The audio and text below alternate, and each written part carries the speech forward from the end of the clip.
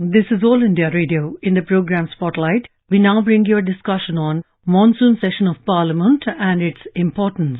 The participants are Shekhar Iyer, political analyst, and Vinay Kumar, journalist. Monsoon session of Parliament began today.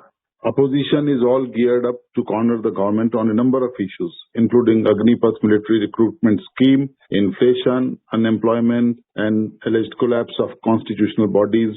The government, on its part, is ready with its legislative business. Interestingly, this monsoon session will be the last one on the current building. In winter session, the Parliament will move on to its newly constructed building. And today is also very significant because presidential polls. Shekhar, if we see this monsoon session, as Prime Minister Narendra Modi also in his remarks before Parliament House said that this is 75th year of independence and the MPs should focus on more productive session which will be beneficial to all and raising issues of people and having discussions and debates on legislative matters. So the looks to be very promising, but it also appears that Parliament will be headed for a stormy session ahead. Vinayji, indeed, this is going to be a very, very historic session. As you just mentioned, this is the last session that will be held in the old building because the winter session is to move into the new building.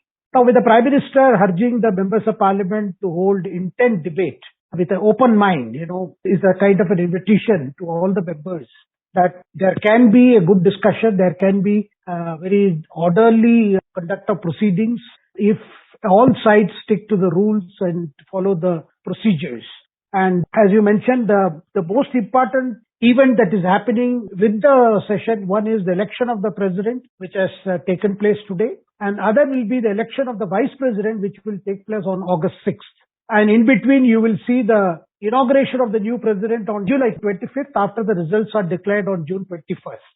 So therefore, I think this is going to be a very, very important session. And we have already seen that the government has said they have lined up at least 32 bills, something ready before them, and of which 14 are ready. And some of the bills have been discussed. Some of the bills have gone to the standing committees.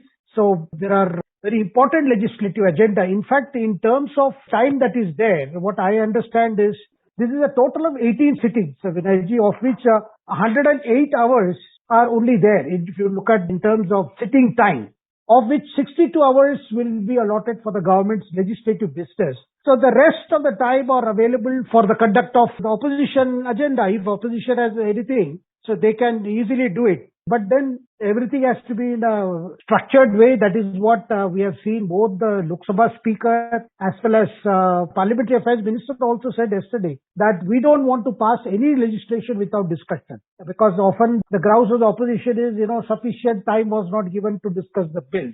So therefore, we are going to see a very interesting year. And in terms of importance of the bills, there are bills like the Trafficking of Bills Protection and Care Rehabilitation Bill of 2022. This is deals with a very important subject of trafficking, especially among women and children. It focuses on providing care, protection, assistance and rehabilitation to the victims while respecting their rights. And it also makes provision for creating a supportive legal and economic social environment for them. And if this bill is passed, the minimum sentence for people who are accused of this crime will be maximum of 10 years.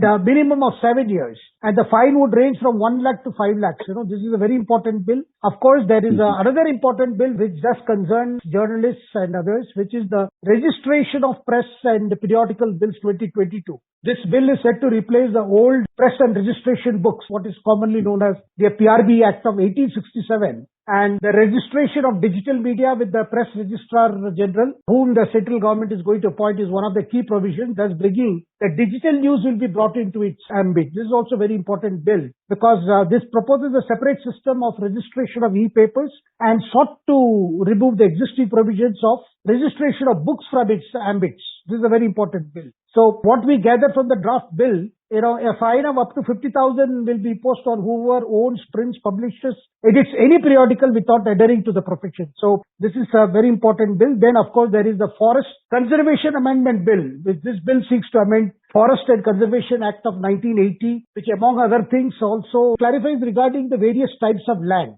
So this is a very important bill. Apart from this, we have got bills like the Multi-State Cooperative Societies Amendment Bill. Insolvency and Bankruptcy Bill Amendment Bill is also very important. There is Mines and Mineral Development Amendment Bill. And of course, the Family Courts Bill. And the government, they have identified about 1,824 obsolete laws. So they have already done away with many laws earlier. This time they want to do away with some 71 such laws, which seeks to reduce the burden on the judiciary. Vinayji. And Shekhar, in a bid, which is a traditional exercise also, which we see before beginning of each session of Parliament, all party meetings are held, and this time also two all party meetings were held on Sunday, which one was led by Rajya Sabha Chairman, outgoing Vice President Mr. M. Venkaiah Naidu, and the other by Parliamentary Affairs Minister Mr. Prahlad Joshi. The senior-most Minister Rajnath Singh, who has defense portfolio, he was also present. And there was an exercise, an attempt on the part of the government when Parliamentary Affairs Minister said that the government is ready to discuss all issues approved by the chair, but he also sought support to clear the legislative agenda.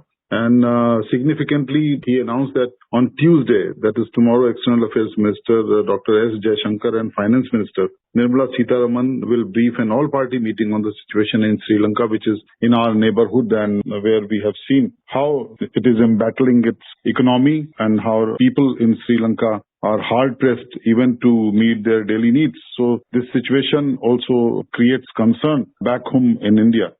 Indeed, this is a very important things that needs to be seen in the context of, parliamentary conduct and proceedings. See, every time, before the session, we do see sentiments that all subjects should be taken up, everything will be discussed. But as the House progresses, we see that the tendency is rather to avoid a discussion or prevent a discussion, which we have noted frequently. That is why when the Prime Minister says, that we have gone with an open mind, he is giving a call with an open mind. So I think that is a message for all sides, both for the members of the Treasury benches as well as the opposition, that the government doesn't stand on prestige on any issue, that it is willing to discuss any issue. But what the government insists is, Vinayji, which I have seen in every session is, which the chair also supports that view, which is come through a structured debate. For instance, the price rise today, they wanted it on adjournment motion. Now, we all know adjournment motion means you adjourn the day's business to discuss that immediate subject. And adjournment motion is also considered a censure motion. It is censuring government. Obviously, the government which has number will not allow the introduction of an adjournment motion, whereas they may not mind a special discussion on price rise, economy, inflation, etc., etc. Vinayji. Shekharji, the Parliamentary Affairs Minister also said that, as you pointed out, that the session which will go on till August 12 will be spread over 26 days and have 18 sittings.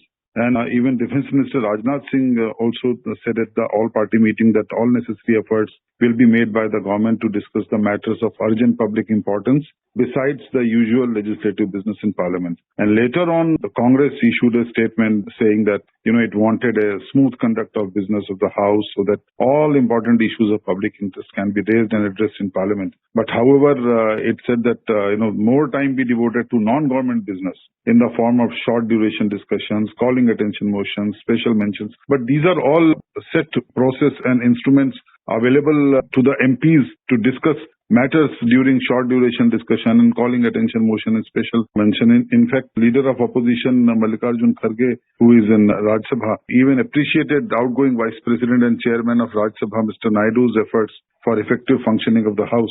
And as we know that Mr. Naidu is always coming up with his wit and repartee, and he said that the best farewell gift for him will be to have a productive session where you can have the entire House together going through the legislative business and having meaningful debates.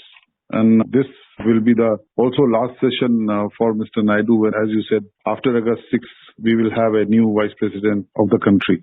Yes, indeed, Venkaiah Naidu will be very much missed because he is considered a person who has spent long years in Parliament. He himself was Parliamentary Affairs Minister.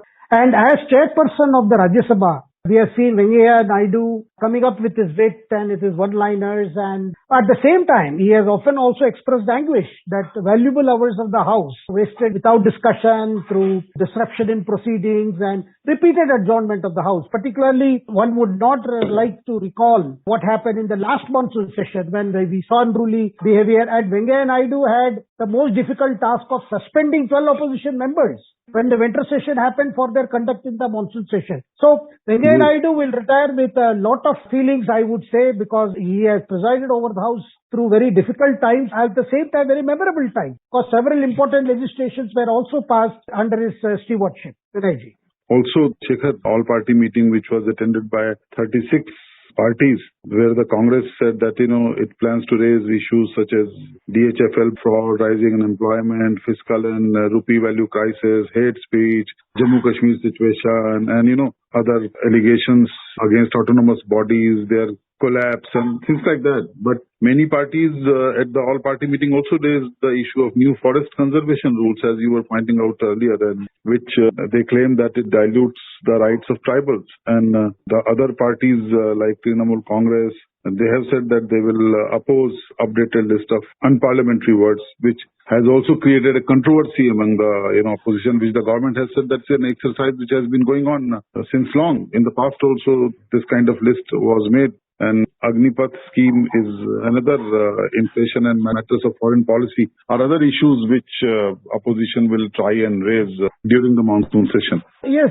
you very correctly mentioned that this is a controversy. I don't know why this controversy has assumed such a proportion, particularly regarding the use of unparliamentary words. Well, many members who have served several terms, they know what is parliamentary, what is unparliamentary. And this practice of listing out these words is a task for the records office, because normally what happens is during the course of a debate or a discussion, where a member makes some remarks which is objected to by other members, then the chair always assures the members that they will go through the record, and if anything unparliamentary has been said, it will be expunged or removed.